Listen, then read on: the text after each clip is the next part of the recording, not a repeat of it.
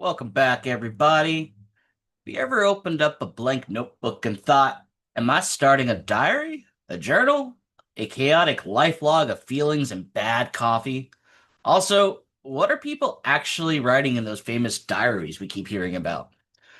Today, we're going to untangle the differences between diaries and journals, hit some other notebook types that really aren't either or, and we're going to walk through 12 published diaries journals that are generally worth reading that are not named Anne Frank. They'll include spoiler-free summaries and bookshop.org to support local bookstores, because we like supporting bookstores here. So grab a pen or just judge everyone else's writing habits. Both are valid. I am going to be screen sharing today because for those that are curious and want to follow along, text is sometimes easier. So let's jump into that famous screen share. And we're sharing, and here we go. Diary versus journal, a spicy truth. Let's start with the basics. Diaries ask, what happened? Journals ask, what did it mean? Diary entry sounds like woke up late, spilled coffee, argued with my boss, binged 3 episodes of X-Files, 7 out of 10 day. A journal entry sounds like why do I instantly crumble when someone criticizes me? That chat with my boss felt like getting in trouble at age 10 again. So, in general, a diary is an external timeline, what you did, where you went, and who annoyed you. A journal is an internal monologue, why it mattered, how it felt, what it connects to. Most real humans end up with a hybrid mutant notebook type. Today, my boss snapped at me. Also, wow, that hits the exact same nerve as my old teacher who hated me for talking too much. Apparently, I'm still beefing with seventh grade. Congratulations, that's called a reflective diary or a journal with timestamps. Call it whatever you want. The notebook cops are not real. Um, Other personal writing types, if Dear Diary makes you itch, if the words diary or journal give you middle school flashbacks, try these instead. What's called a commonplace book, the quote goblin layer. A commonplace book is where you hoard other people's words and lines from books, lyrics, or poems. This sentence stabbed me in a good way. Quotes. It's less, today I felt sad, and more, listen to this line that lives rent free in my brain. And then you have a writer's notebook or an idea book, which is pretty much just a parking lot for your brain and all the weird thoughts that go on inside. This is where you throw story ideas and characters, weird things you overhear, half thoughts you swear you'll remember later, you won't, and write them down. And you still won't remember that you wrote them down. This is for future you who will one day say, oh my god, thank you, past me. Never happens. Then there is a logbook and tracker. Uh, it's pretty much data, but it makes it a bit personal. A log is very no nonsense. A reading log, a mood log, an exercise log, a money or budget log, symptom log, short factual entries, which is just date plus a few numbers or words, feelings optional. Graphs are possible. Spreadsheet goblins welcome. Then you have a planner or a bullet journal, which is pretty much a strategy notebook. This is for future chaos prevention, which is like a to-do list, appointments and deadlines, habit trackers, goals, monthly spreads. It's not here to hold your secrets. It's here to make sure you remember your life and maybe show up on time. A creative notebook is the Art Gremlin Nest. This one is for making stuff. Poems, sketches, dialogue, scraps, world building notes, character sheets and maps, brain dump, brainstorm pages.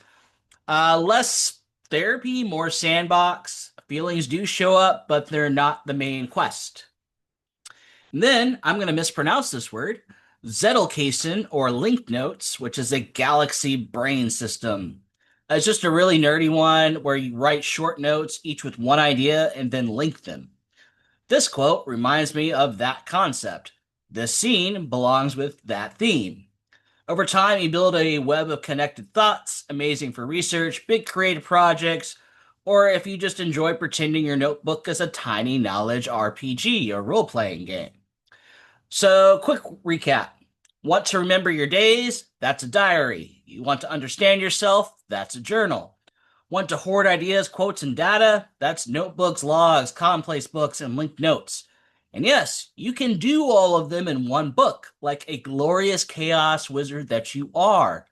Nobody's going to tell you what to put in the thing and then call you out because you call it something different. But there are technical names for these things, and now you know. Go ahead and stop the screen share for a moment. Now we're going to go into 12 famous diaries and journals you can actually read. They're basically other people's notebooks, specifically ones that escaped the drawer and became actual books. I'll group them by vibe, give you a fast, spoiler-free pitch, and put the bookshop.org link right under each one so you can support any bookstores while you snoop on history and writer's brain. These books and their links will be down in the description below. So let's kick it off with the screen share, because that's what I need to do first. Back to screen share time. Yay! Well, it helps if I have something to screen share. Pull it up. Way to go, Johnny. All right, now we're going to jump into the screen share. Screen share time. Maybe? Button's being difficult. There we go. Alrighty, so this first one is the Diary of Samuel Pepys. It's a 17th century London bureaucrat accidentally writes one of the greatest diaries of all time while living through the plague. Yay, plague. The Great Fire of London, political drama, and his own messy personal life. It's like if your office coworker's gossips journal also happened to be a key historical document. Moving right along. Next up, we're going to have the Diary of Anaïs Nin. And this is volume 1. There are multiple volumes, but it is 1931 through 1934. This is in Paris, moving through bohemian art circles, psychoanalysis, intense relationship, and the early days of her writing life. The diary reads like a literary memoir turned up to 11. Lush, introspective, and very interested in desire, creativity, and identity. All right, number 3. We got the journals of Sylvia Plath. Not really sure, but we'll go with one of those. And maybe I'm wrong on both. Haha. These journals show Plath trying to build a life and career as a writer, wrestling with poetry, ambition, marriage, and mental health. If you read her poems or the bell jar, the journals feel like watching the backstage version of the same show.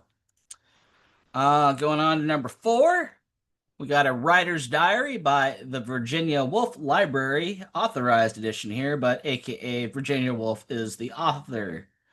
In this one, it's a curated slice of Woolf's diaries focused on her life as a writer, drafting books, reflecting on what she reads, doubting herself, and then doing the work anyway. It's half craft book, half come sit in my study while I mutter about my novel. Next up, we're going to have probably another famous mispronunciation by me, even if I can't speak English today. But that is Zlata's Diary. Oh, here we go. By Zlata Filipović. And I have butchered their name, and I apologize. But it starts out as a regular 11-year-old who cares about school, friends, and piano. And then Sarajevo is pulled into war, and her diary turns into a record of life under siege. The whiplash between normal kid concerns and escalating danger is exactly why it gets compared to Anne Frank. So if you want Anne Frank without Anne, this is the book for you. And then we're going to go over to this one, which did not hyperlink, sad face. But Control V is here to save the day. No! Well, maybe we'll go with 11. Let's see, why didn't that pull up? Great question, Johnny. Figure it out. All right. Let's see if we could just do a search for the Diary of Lina Mukena. And nope. But I'm going to read you the description, and there'll be a proper link down in the description at the end of the video. So there you go.